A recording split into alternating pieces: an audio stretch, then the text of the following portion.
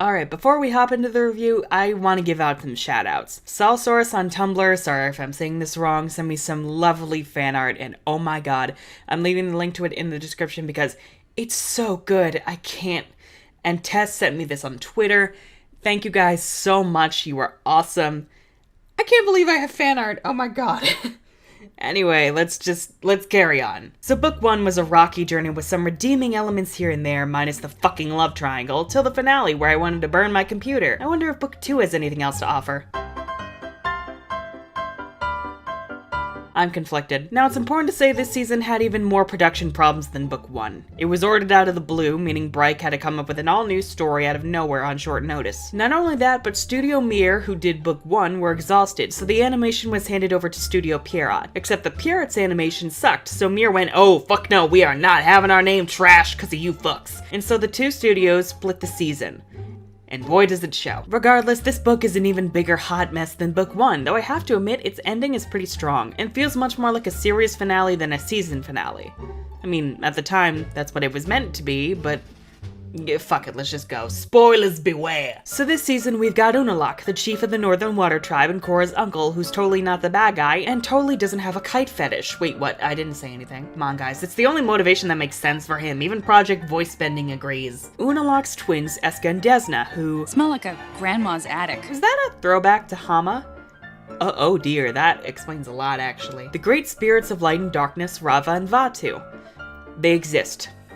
That is all. Juan, the first avatar, whose journey is far more compelling than anything Korra has ever done thus far. Also, yes, first avatar, Juan. Yes, we all fucking know, you intellectual piece of shit. Korra's parents, Tonraq and Senna, who actually have a lot of depth to their characters this season, and I love them. Tenzin's siblings, Bumi and Kaya, who are further proof that Aang did indeed suck as a parent. Just because you love them doesn't make them perfect, guys. Sorry to say. Don't crucify me. Raiko, the new president of the United Republic, who is painted as an idiot, but I actually kinda agree with. Till books 3 and 4, of course. Then he's a legitimate idiot. And the best part of book 2, Varrick and his assistant Julie. Oh my god, Julie, do the thing, I love them! So 6 months after the end of book 1, the equalist movement has completely died out, as has Korra's character development, quote unquote. Asami's struggling to keep future industries afloat, while Mako's joined the police force, but none of that matters right now because it's time for a conveniently timed Glacier Spirits Festival at the South Pole, yo!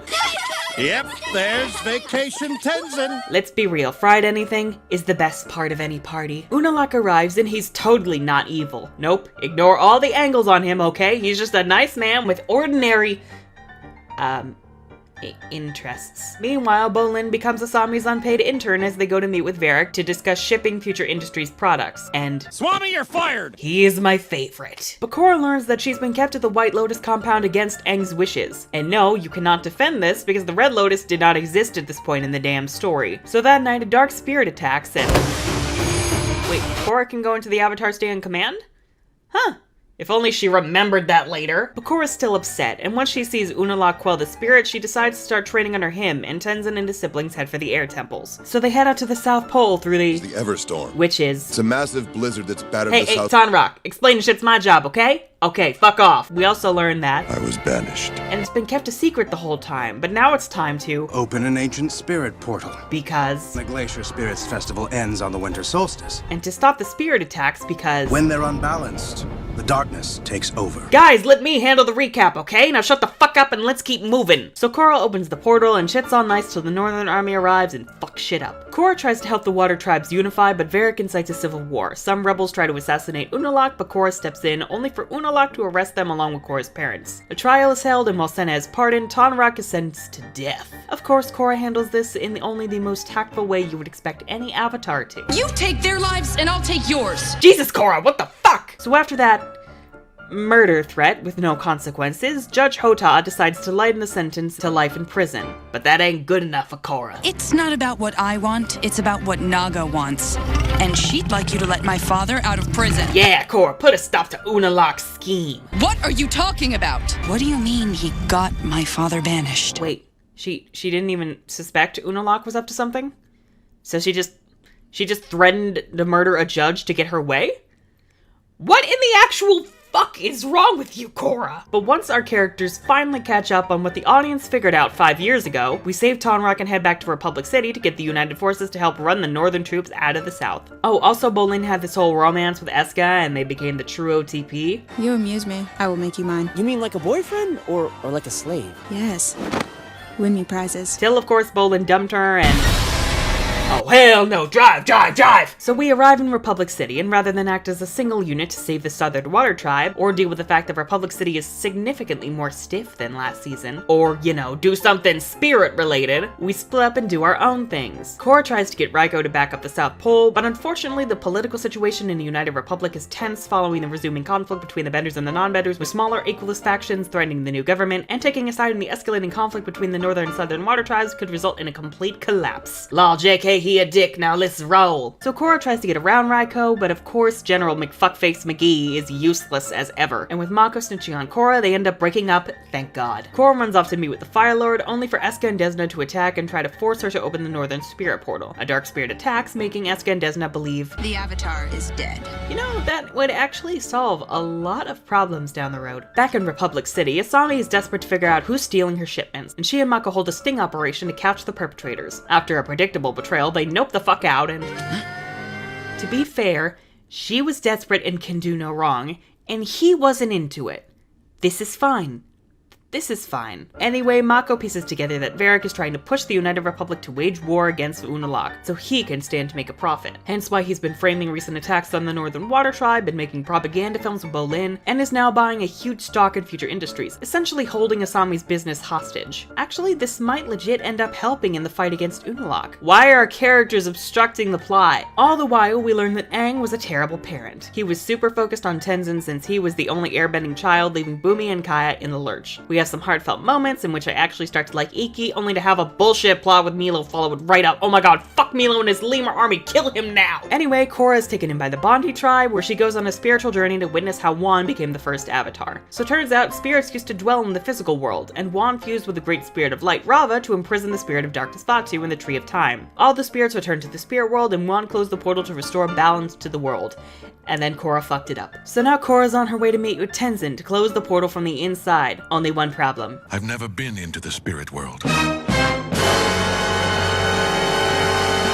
fucking called it. So instead, Jinora goes with Korra, but without their physical bodies, they're separated. Korra finally goes on a journey of character development where she meets... Hello, Korra. My heart cannot handle this. While Jinora visits Wan Shitong's spirit library, just in time to get kidnapped. Furryfoot? Furryfoot was my slave name. So Unalaq holds Jinora hostage, forcing Korra to open the Northern Spirit Portal. Jinora's taken off somewhere, and Korra barely manages to escape to the physical world. Back in Republic City, Bolin manages to save Raiko and his wife from Varrick's men, but who the fuck even cares at this point? The point is that Team Avatar is back together. Mako, I missed you so much. Fucking shoot me. Why do the writers hate Asami so much? We head back to the South Pole where Tara takes care of Jinora, and we learn that Tonraq has been captured. We head off to the Southern Spirit Portal only to get our asses kicked. Thankfully, Bumi saves the day, and we banish Asami to must get Tonraq out of here and then never return to the final battle, even though she totally can. Because again, the writers hate her for some reason. Vatu is released and fuses with Unalaq. No dirty jokes. Korra and Unalaq have their epic god fight, and we get more cute Bolesca moments. But Korra's overpowered and Rava is destroyed, along with Korra's ties to all the past avatars. Unalaq then attacks Republic City because why the fuck not, but Korra manages to turn herself into a 100-foot tall Pacific Rim smurf of justice and stupidity and battles it out with Unavatu. After Tenzin and his siblings survive the Fog of Lost Souls, I am Zhao the Conqueror. I am the Moon Slayer. 75 years and he's still a dick. They save Jinora, and Jinora uses her Jesus powers to help Korra reconnect with Rava and defeat Unavatu. Korra becomes the Avatar again, and the world is saved, but her ties with the past avatars have been lost forever. Still, Korra decides to leave the portals open so humans and spirits can coexist. Korra and Mako finally end their bullshit, even though no one has apologized to Asami. What the fuck, guys? And Korra gives a speech more worthy of a series finale than a season finale. And... that certainly happened. So let's get the biggest problem of this season out of the way. Fuck Korra. Seriously, there really is no carryover from Book 1, hence why the Equalists aren't even a minor thing we have to deal with. Granted, Book 1's ending was atrocious, but it'd be nice if Korra was at least a little more mature after her bending was returned. But nope, she's just a fucking brat who gets upset at everything and gets into arguments unprovoked. She actually made me feel bad for Mako. and I hate Mako. Granted, by the end of the season, she has changed, but we shouldn't have had to turn her into this massive bitch to get it done. Unalaq was literally just a Tarlok 2.0, minus the bloodbending and all the intrigue. We never learned why he's connected with the spirits and why he wants to free Vaatu. Granted, I'm giving him the benefit of the doubt that he wanted to use Vaatu's power to destroy human civilization to make way for spirits, but the show never frames it that way. He's just freeing the devil because why the fuck not? He never talks about Republic City as the pinnacle of everything wrong with humanity, which would have gone so far to make his attack actually make sense instead of, oh yeah, we didn't feel like designing another place for our final battle. Fuck the love triangle. It's even more of a mess this time around than before. Asami really feels like she's become the writer's punching bag. Not to mention this season has a huge lack of Asami. She isn't with the group for the majority of chapter 1, then vanishes for 2 episodes afterwards. It's like she's become a part-time member of the team that no one cares about. And even when she's brought back into the plot, she's immediately kicked out of the final battle. Can someone explain this to me? Yeah, she's a non-bender, but so is Sokka, and he was never excluded from the action. I mean, Asami's loaded and a master fighter. Why the hell does she not have this huge arsenal of tools at her disposal? Give her glove a taser and Grappling hook! some blades in her shoes for combat and for dealing with waterbenders using ice, maybe a sword or some double size, some grenades and smoke bombs. Hell, why not a friggin' longbow? Let the girl help. And Mako never even apologized to Asami. What the fuck is wrong with this storyline? I will say it's nice that the writers acknowledge a toxic relationship in the show, and I love that Korra and Mako admitted to each other and do the healthy thing, break up while still remaining friends. I just wish we didn't have to fuck Asami over to do that. That's not to even mention that the spirits don't even really play a huge role in the plot till beginnings. Up to that point, we only have less than a handful of spirit attacks, and the dark spirits don't match up to this huge chaos we're hearing about. Instead, the civil war takes the forefront, and it just feels very disjointed. The season doesn't make sense till you hit beginnings and see the real big bad Vaatu. There's no suspicion of Unalaq opening the southern spirit portal for some sinister purpose. There's no mention of a great spirit of darkness. Just ugh. As for the animation, yeah, you can tell what Studio Mir animated versus what Pierrot did. Chapters 1 through 6 and 9 were done by Pierrot, while Mir handled the rest. Thank God they knew Mir had to do beginnings. Pierrot's pretty decent in chapter 1, but by the end of their episodes, the quality is drained so badly, it just physically hurts. And even then, Studio Mir's animation, while amazing as usual, doesn't live up to the cinematic quality of Book 1's animation. I'm not sure why, it just doesn't have the same direction as last season, but I will take Studio Mir's worst over anything by Pierrot. That all said, beginnings was perfect. Perfectly written, perfectly animated, and perfectly paced. God bless these episodes. I also want to touch on a problem people have had with the lion turtles giving people bending.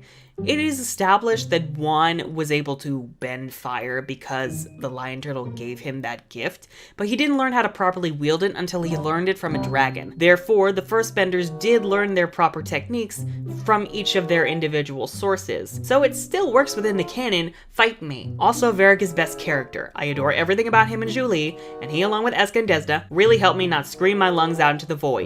At least not completely. So all in all, Book 2 of Legend of Korra is an even bigger hot mess than Book 1. I'm more forgiving of this season, given the entirety of beginnings, its strong ending, and just how fucked this season's production pipeline was, but it's definitely less enjoyable than Book 1. At least now we know it was worth getting through these 2 seasons to get Books 3 and 4. Though I think we can all agree, I am so done with spirits. And now it's time for our traditional funny moments section, because oh god, we need it so badly. Looks like you had some car trouble. Good thing the police are here. Die in a fire. Can someone please deflate me?